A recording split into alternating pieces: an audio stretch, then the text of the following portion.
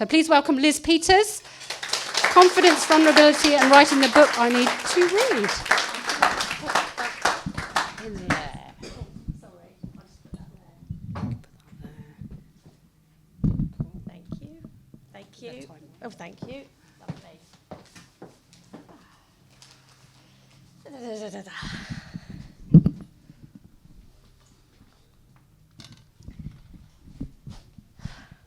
Hello, everybody.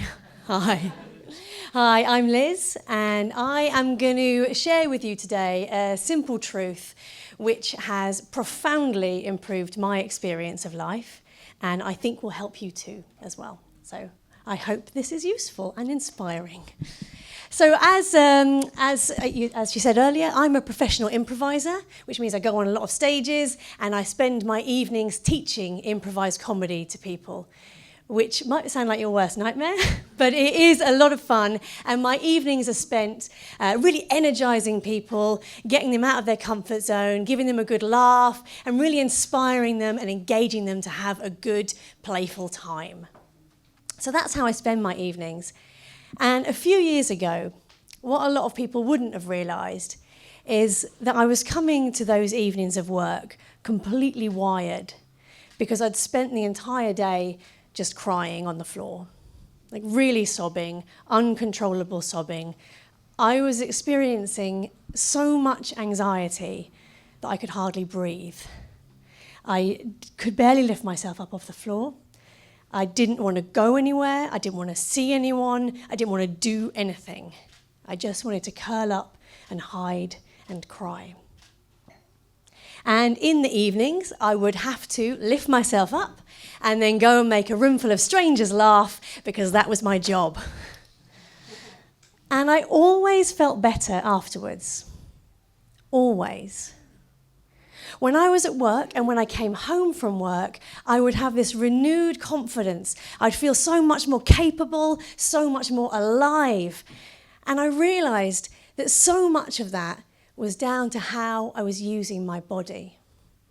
So in the daytimes, I was curled up and I was hunched and I was really, really just a screwed up bunch of human. And in the evenings, I would have to bring it. I would have to go into that room and be open and engaging and smile at people. I'd have to take bigger breaths so that my voice could support the room, and my job was to smile and make people feel good. And I realized that my body wasn't just expressing that outwardly, it was expressing it to me as well. It was communicating both ways. You know, we feel happy, so we smile, but I was discovering the reverse is also true. We smile, and therefore we feel happy. And this began my real fascination with embodiment. Embodiment.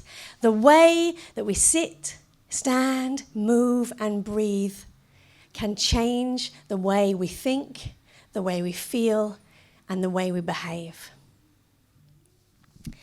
So in modern Western world, which we all live in, we place such huge value on the mind, on the intellect.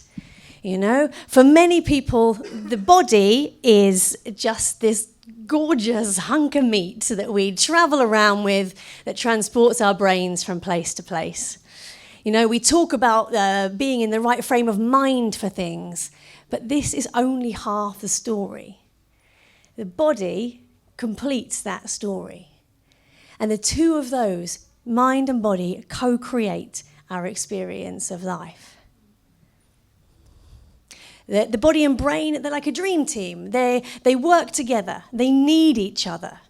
The body needs the brain to tell it what to do, and the brain needs the body to tell it what's going on. And together, they co-create our entire experience. So we can simplistically look at it like this. So the brain is like mission control, right? It's busy orchestrating a billion tasks every second, and it's a great, useful thing. But the brain is completely blind. It sits in its tiny little bony dark box And its only contact with the outside world is via the body. And the body is this huge sensor which gathers information by sight, sound, hearing, voice, not voice, sort of, sight, sound, temperature, position, all of these things. It gathers information from the outside world, and it gathers information about what is going on inside us as well. And it sends all this information up to mission control. And mission control sorts through all that data, and then it makes tiny alterations that keep us alive, keep us flourishing. So the body and the brain, they're basically a dream team, okay? They really, really need each other. But the brain, as I've said, the brain is blind. So it needs to make its best guess about what all this information it's receiving is. That's all it can do, best guess. So if the sensory data that your brain is receiving is my shoulders are hunched, my chest is collapsed, my breathing is fast and erratic, my jaw is tense, my eyes are set and my hands are like claws, then your brain is going to go, something is wrong. And it's going to send out the stress mode. It's going to send out hormones. It's going to put you into a binary thought process. It's going to fire up some muscles. And then that then changes the way that you feel. And because this is happening at lightning speed, we end up in these loops where the brain and the body and the sensations and the actions all start to reflect and heighten one another. The thoughts reflect the sensations, reflect the actions, reflect the thoughts, the sensations, the actions, and we end up in these psychological loops, emotional psychological loops. So when we know that, of course, we can objectively say, well, hey, great, cool, right. So now I know that I can step in and I can alter that loop by changing the sensory data. And this is true. We can do this. Since every movement inside the body is affected by every movement of the body, then clearly the best way to change that inside data is to either change the way we're moving, breathing, standing. And then that changes the loop.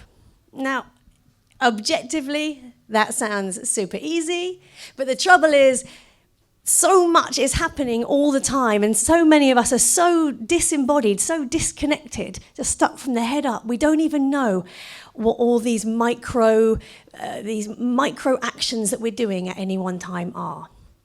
So the first step, the most important thing, is to start developing awareness of what's going on inside you, because that is the only way that you can make some changes. Now, you don't have to take my word for it, because there's loads of research out there for all your research geeks. There's loads. Famously, a few years ago, like half the business world were doing power posing as a response to Amy Cuddy. You've heard of this talk? It's a TED talk. Your body language shapes who you are. And in it, they got people to hold wide, expansive postures, and they had increased levels of testosterone, which is the confidence hormone, after that. And then people holding closed, contracted, sunken postures, they had increased levels of cortisol, which is the stress hormone, after that. And in Belgium, a chap called Pierre Philippot, a lovely name, and his colleagues have been doing a lot of research on the link between emotion and breath. And they have found that you can alter your emotion simply by changing your breathing pattern. So fear is characterized as high, erratic chest breathing, and then joy is a low and slow breath.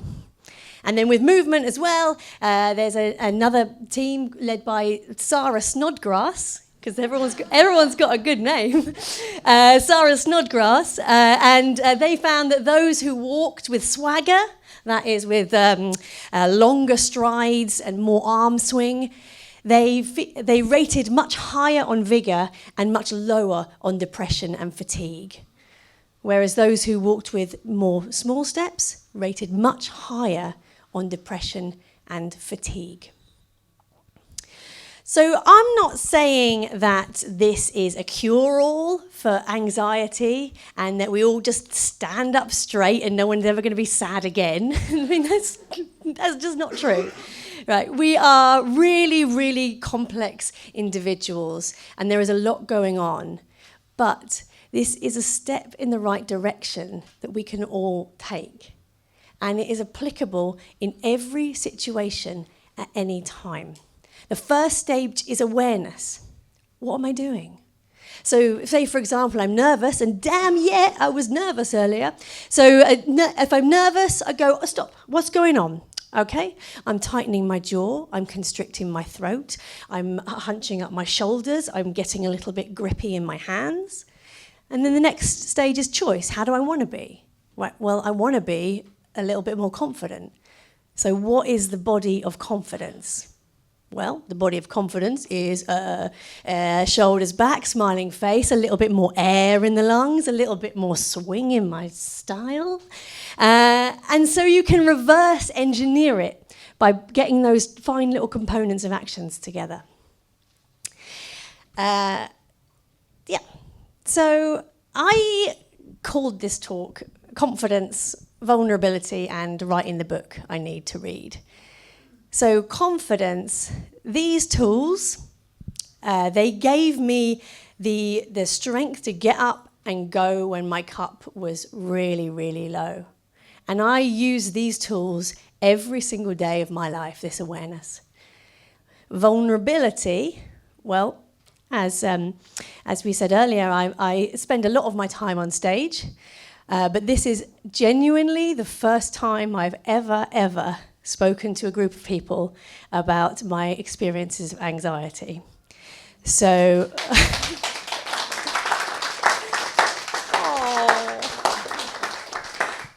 thank you. Thank you. I really appreciate that because, thanks for not throwing stuff at me for not being funny because it's weird.